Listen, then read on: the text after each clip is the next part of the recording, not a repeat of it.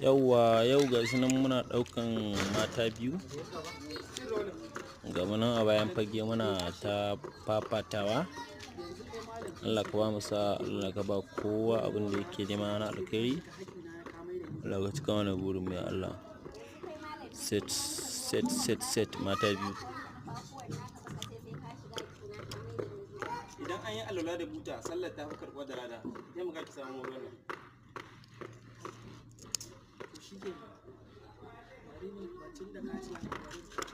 Sai ki juya, kina juyawa a daidai lokacin za ka ce yawwa da Allah in tambaye ki mana sai ki da muje tunda to ka ce aka bayana kama sai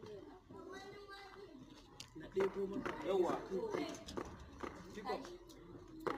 ka ce to aka bayana kama sai na je Na ce baki ji ba, da Allah Nura yana gida ne?